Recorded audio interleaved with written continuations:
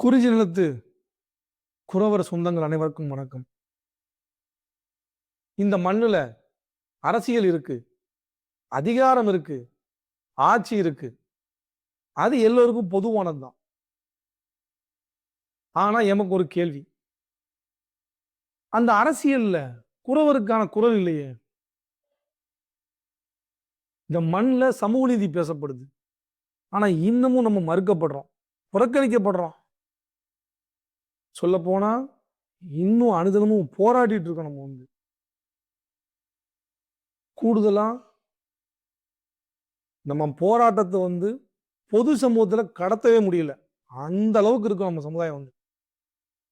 இதை யாராலையும் மறுக்க முடியாது. அப்படியே இந்த சமூக மக்கள்கிட்ட வந்து பாருங்க நீங்க. நம்ம மக்கள் கல்வி வேலை வாய்ப்புல அறவே இல்லை. ஏன்னா நீங்க மற்ற சமூகங்களை ஒப்பிட்டு பாருங்க, எண்ணற்றவங்க இருப்பாங்க. ஆனா இங்க எண்ணி சொல்லக்கூடிய அளவுக்கு தான் இருப்பாங்க.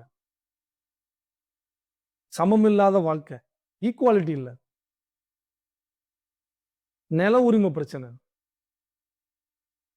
ஒரு ஓரளவுக்கு பொருளாதாரத்துல கொஞ்சம் பெரிய ஆளா இருந்தா கூட சாதியை சொல்லி ஒரு சாதி அவமதிப்பு பண்றது, கூனி குறுக வைக்கிறது. தமிழ்நாடு ஃபுல்லா இந்த பிரச்சனை தீரவே இல்லை. அடுக்கிக்கிட்டே போலாம், அந்த அளவுக்கு பிரச்சனை இருக்கு. இந்த இடத்துல நமக்கு ஒரு கேள்வி இருக்கு.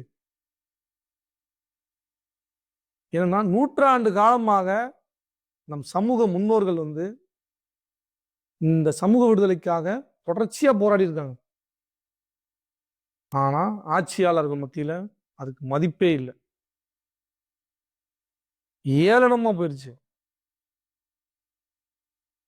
நமக்காக அரசியல்ல நேரடியா பேசக்கூடிய ஆட்கள் இப்போ வரைக்கும் இல்லை. சோ இனிமேலும் நம்ம யாரையும் நம்ப போறது இல்லை. ஏன்னா நமக்கான அரசியலை நாம் தான் பேசணும். நமக்கான அரசியலை நம்ம தான் கட்டமைச்சுக்கணும். நமக்கான சமூக நீதியை நாம தான் நிலைநாட்டணும். இந்த இடத்துல குறவருக்கான சுயமரியாதை, சமூக பாதுகாப்பு, சமூக அந்தஸ்து என எல்லாத்தையும் மீட்டெடுக்கணுன்ற ஒரு எண்ணத்துல எம்மை போன்ற இளைஞர்களாக ஒரு உணர்வு பூர்வமா ஒரு புதிய அரசியல் பாதையை நாங்கள் உருவாக்கி இருக்கோம். மீண்டும் தமிழர் கட்சி.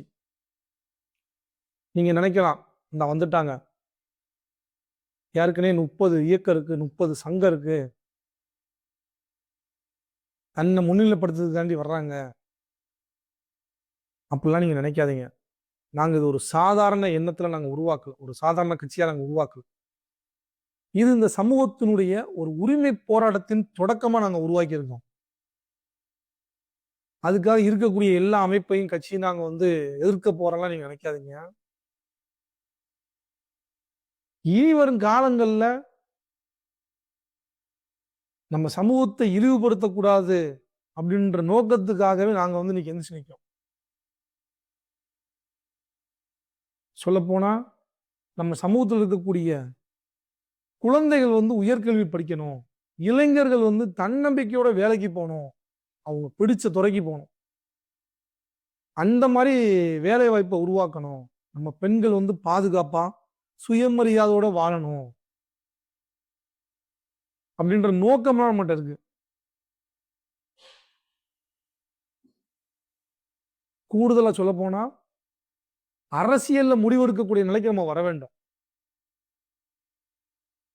அந்த அளவுக்கு ஒரு வலுவான ஒரு அரசியல் பாதையை நம்ம உருவாக்க போறோம்.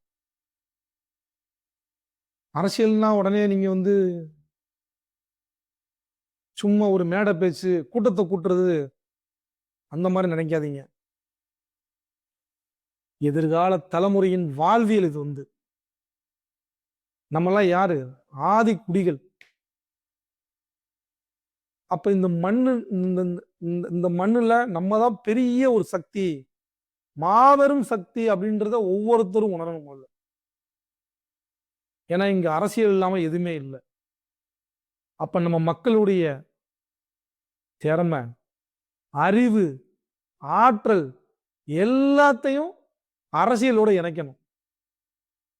அதுக்காக நம்ம பெரிய மாற்றம் பேச போறோம்னு நினைக்காதீங்க. நாம தான் மாற்றமா இருக்க போறோம். இருக்கிற எல்லா அதிகாரத்தையும் என்கிட்ட குடுங்க அப்படின்னு நம்ம கேட்க போறது இல்ல. எங்களுக்கும் நியாயமான அதிகாரம் குடுங்க. எங்களுக்கும் பங்கு குடுங்க. எங்களுக்கும் சம உரிமை குடுங்க. அப்படின்னு சொல்லி ஒரு களத்தை நம்ம உருவாக்க போறோம்.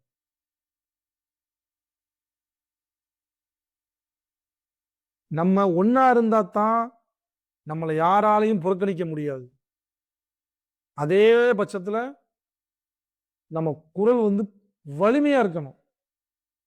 பெரிய லெவல்ல உயரணும். அப்பனாதான் அது நாளைக்கு சட்டமா கூட மாறலாம். அதனால இனி வரும் காலங்கள்ல நம்ம பெரிய லெவல்ல ஒருங்கிணைவோம். பயப்படாம பேசுவோம். பின்வாங்காம போராடுவோம். அடுத்த தலைமுறைக்கு ஒரு புதிய அரசியல் பாதையை உருவாக்குவோம்.